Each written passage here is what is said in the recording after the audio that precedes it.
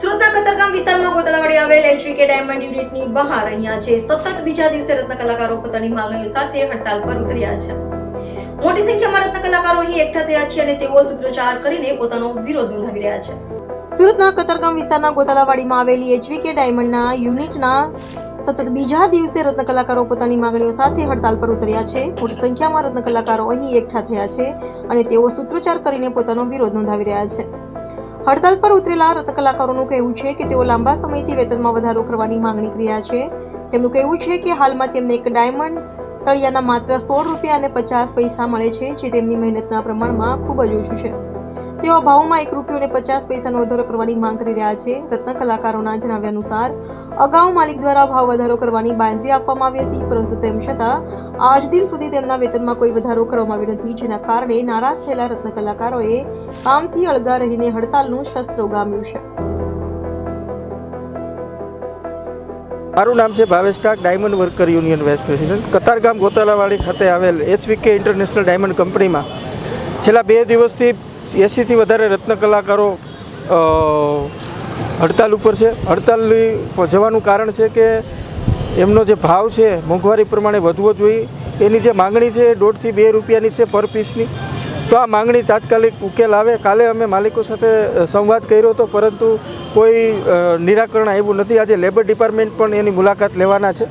તો હું આ બાબતે સરકારનું પણ ધ્યાન દોરવા માગું છું કે લેબર કાયદાનું પાલન ચુસ્તપણે તો કરવું નથી, કારીગરોને લેબર કાયદા મુજબના લાભો આપવા નથી અને ઉપરથી ભાવ પણ નથી વધારવા। આ લોકોની કોઈ મોટી એવી માંગણી નથી કે આ લોકો લાખોપતિ કરોડોપતિ બની જાય। આ લોકોની ખાલી એટલી જ માંગણી છે કે 1 થી 2 રૂપિયા વધારવામાં આવે, અને એ છેલ્લા 8-10 વર્ષથી વધતો નથી। તો એટલી જ માંગણી સાથે આ લોકો અત્યારે હડતાલ ઉપર ઉતર્યા છે।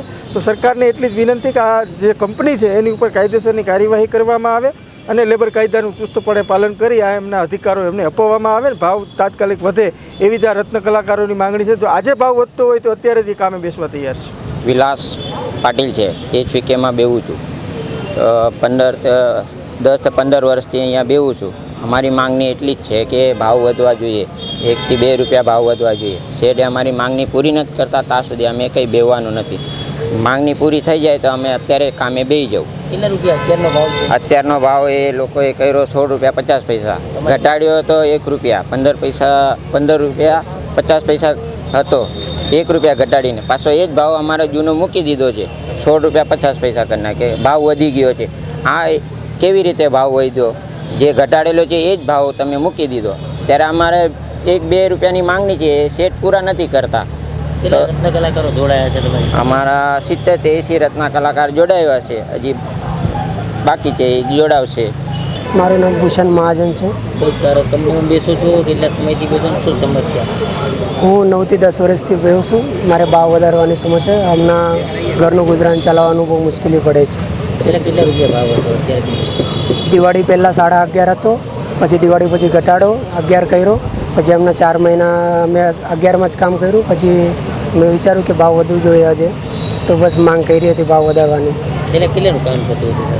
પહેલાં હું 25-30 હજારનું કામ કરતો હતો આરામથી, હવે 15 થી 17 હજારનું કામ થાય છે। એ તકલીફ છે અત્યારે?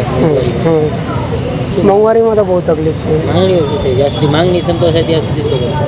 માંગણી તો ઘણી બધી છે, ભાવ વધારવું જોઈએ, પછી જે કોઈ સુવિધા રત્ન કલાકારને મળે છે 5 વર્ષ પછી એ બધું મળવું જોઈએ, એ બધું।